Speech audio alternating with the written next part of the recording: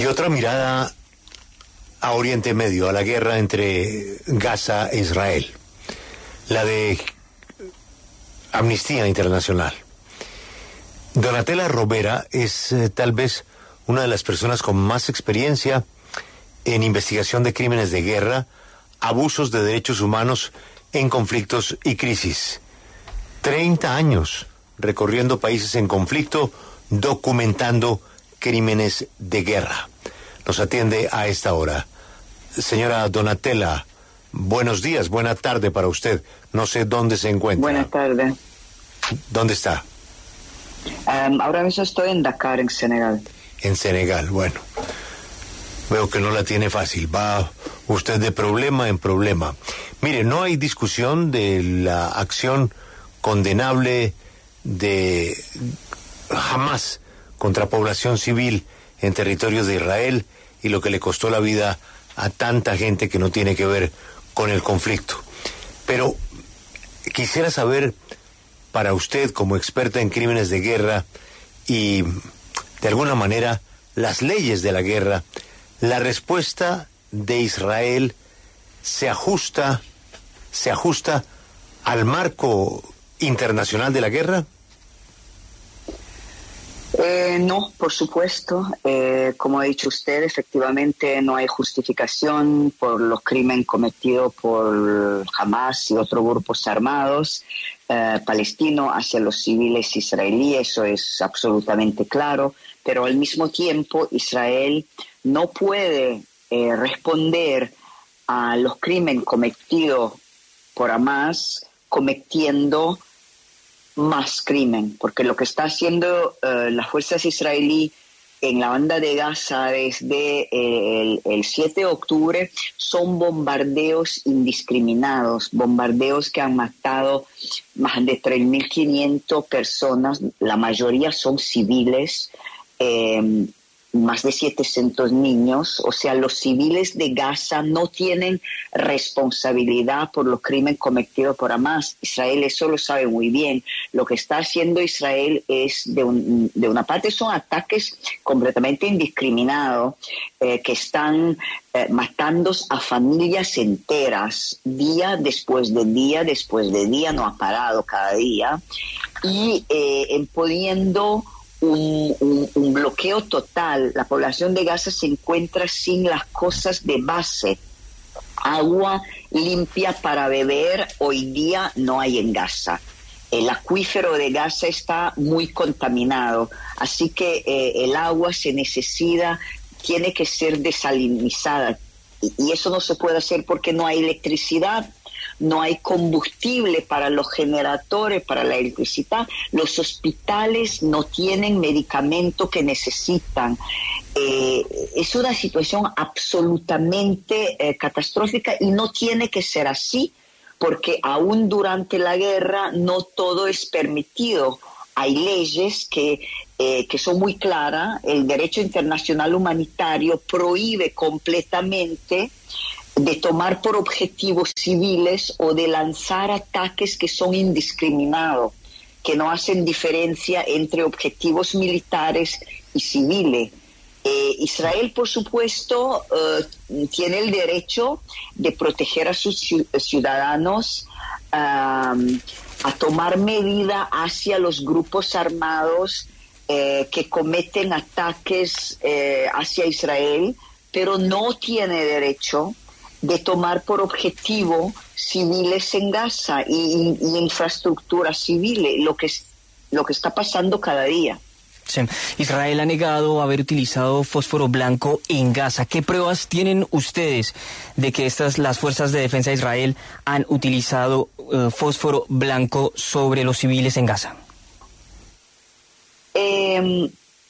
Dos cosas. De una parte, existen fotografías que hemos verificado, por supuesto, fotografía de la agencia de Getty del 9 de octubre cerca de Sderot, una posición militar israelí, a donde las fuerzas israelíes tenían varios tipos de municiones, incluido proyectil de artillería 155 milímetros que contienen fósforo blanco. Y de otra parte, nuestros colegas especializados en la verificación de imagen y vídeos verificaron vídeos que muestran 2 ataques en Gaza City,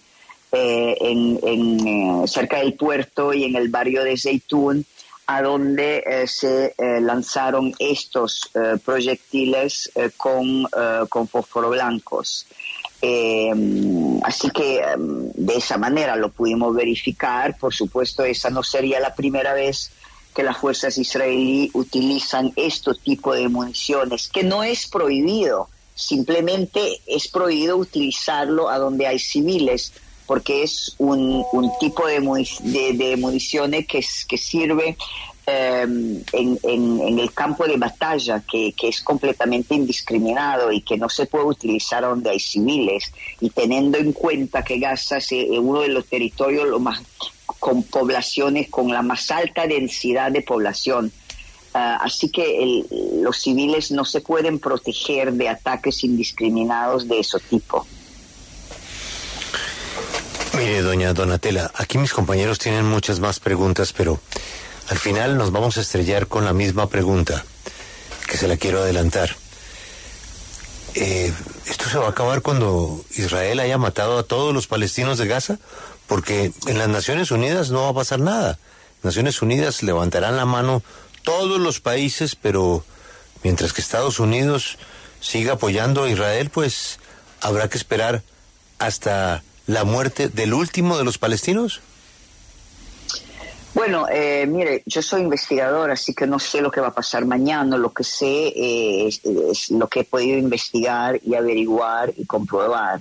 Y eso es que las fuerzas israelíes han sido cometiendo violaciones graves de derecho internacional, y que la comunidad internacional tiene la responsabilidad de tomar medidas para presionar a las autoridades israelíes para que paren de lanzar estos ataques que siguen matando a palestinos, y para que permitan a la ayuda humanitaria que se necesita de entrar en Gaza libremente. Y por eso no estoy hablando del acuerdo negociado por el presidente de Estados Unidos, Joe Biden, que es un acuerdo que va a permitir a unos cuantos camiones de ayuda. Están hablando de 20 camiones, Gaza necesita más de 100 cada día. Están hablando de un poco de ayuda humanitaria que no incluye, por ejemplo, combustible. Se necesita el combustible, no hay electricidad en Gaza. La única manera de tener electricidad es produciéndola con los generadores que necesitan combustible. Están hablando de permitir ayuda humanitaria solamente en el sur de Gaza, porque hemos visto que las fuerzas israelíes han dado la orden a la población del norte de Gaza, más de 1 millón de personas, de desplazarse al sur. Eso es completamente imposible. Así que de verdad el silencio y la inacción de la comunidad internacional es absolutamente vergonzoso, y no es algo que pueda ayudar a los civiles que se quedan en ese momento sin protección, y que ellos no tienen responsabilidad, no tienen que pagar por los crímenes cometidos de parte de los grupos armados palestinos. Hay 2 grandes principios en el derecho internacional humanitario, usted los apuntaba, ¿no? La distinción entre la población civil y los combatientes, y la proporcionalidad. A partir de eso, y a partir de tampoco dejar entrar ayuda humanitaria hasta el momento, en su opinión, ¿estamos hablando de crímenes de guerra? Absolutamente. Los ataques que son indiscriminados o que son desproporcionados son crimen de guerra. El hecho de imponer un castigo colectivo sobre una población civil es un crimen de guerra. El hecho de tomar por objetivo y de destruir sin necesidad militar infraestructuras civiles es un crimen de guerra. Así que sí, estamos hablando de crimen de guerra, y de crimen de guerra que son a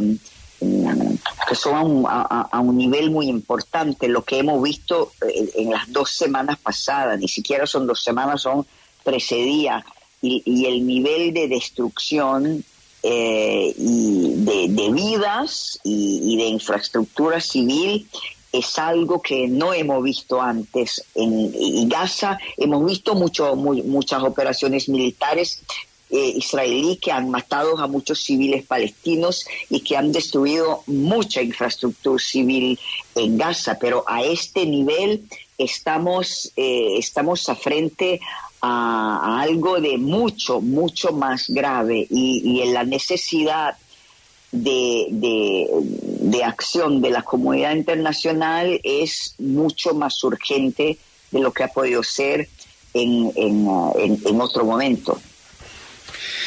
Hay una frase que me impactó mucho de un cirujano británico que recoge la BBC, que está hoy en la franja de Gaza, y dice: no hay lugar más solitario que la cama de un niño herido que ya no tiene familia que le cuide. ¿Ustedes tienen hoy algún cálculo del número de niños que están quedando huérfanos totalmente, que no tienen ningún familiar al que recurrir? Por supuesto, hay muchos niños que han perdido sus papás, que han perdido la mayoría de su familia. Por supuesto, bueno, en Gaza hay lo que se puede definir la familia ancha, ¿no? Primos o algún miembro de la familia más lejano, pero hay muchos niños que han perdido sus padres, que se quedan huérfanos, absolutamente. Hay familias enteras que han muerto bajo los escombros de su casa, porque la gente no es posible para algún ciudadano viviendo en Gaza de saber a dónde puede ir para protegerse, justamente porque los ataques son tan indiscriminados. Civiles han sido matados en sus casas, civiles que habían dejado su casa porque le parecía que estaba en un lugar tal vez más cerca de la frontera con Israel, y así se habían desplazado a casas de unos parientes, de unos amigos, para estar más en seguridad, y esas casas fueron bombardeadas y ahí murieron.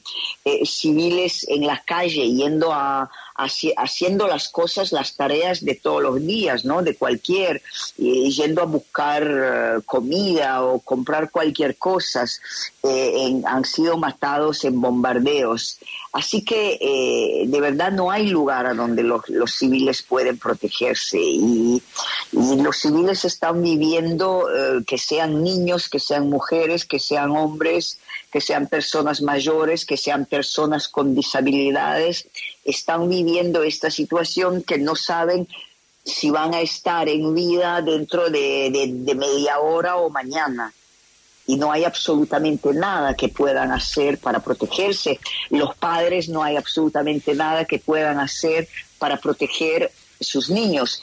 Estuve hablando con una mujer que es una joven mujer que es mamá de dos niños, y que me decía: yo sé que con mi cuerpo no voy a poder proteger a mis niños de los bombardeos, y así que tal vez yo pienso, bueno, tendría que mandarlos cada uno a quedarse con mis primos, pero separado, para que si hay un bombardeo en un lugar y muere uno, por lo menos se salva el otro. Y me decía, y me sorprendo de mí misma de tener tal pensamiento. Que claro, ¿no? Que una mamá no tendría que pensar así, pero la situación actual en Gaza de hoy es esa, y una madre está pensando eso porque no sabe qué otro le puede ocurrir para proteger a sus niños. Donatella, tenga usted una buena tarde en Darfur. Gracias por atendernos, y ojalá que esto de alguna manera tenga un mejor final del que observamos a la distancia. Muchas gracias por atendernos. Gracias a ustedes. Donatella Rovera, la experta en crímenes de guerra de Amnistía Internacional.